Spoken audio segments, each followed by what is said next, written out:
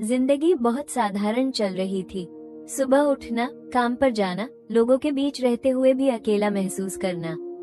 ना किसी से शिकायत थी, ना किसी से उम्मीद। और फिर एक दिन वो मिली। ना वो कोई परी थी, ना मैं कोई हीरो। बस एक आम सी मुलाकात थी, लेकिन आंखें मिली तो जैसे वक्त थम सा गया।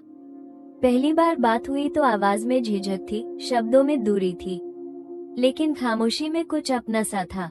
दिन बीतते गए, मैसेज हाय से शुरू होकर खाना खाया तक पहुंच गए। रातें जो पहले भारी लगती थी, अब उन्हीं रातों में उसका इंतजार होने लगा।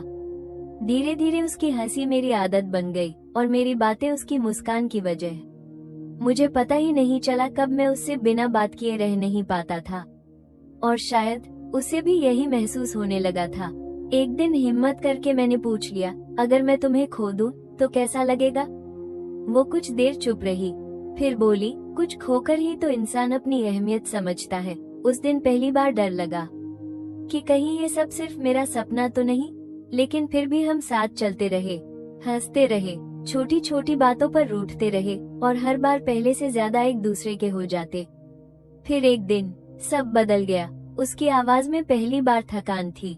उसने कहा, हमारे रास्ते शायद एक जैसे नहीं हैं। मैं कुछ बोल नहीं पाया, क्योंकि कुछ रिश्ते शब्दों से नहीं, खामोशी से टूटते हैं। वो चली गई बिना अलविदा कहे, और मैं वहीं रह गया उसके ख्यालों के साथ। आज भी भीड़ में किसी को देखकर अक्सर लगता है शायद वो हो, लेकिन फिर याद आता है कि कुछ लोग जिंदगी में सिर्फ हमें बदलने आते हैं, साथ रहने नहीं।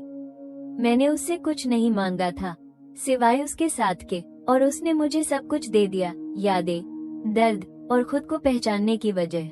आज भी दिल से एक दुआ निकलती है, जहाँ भी हो खुश हो, क्योंकि सच्चा प्यार पाने में नहीं, छोड़ देने में होता है।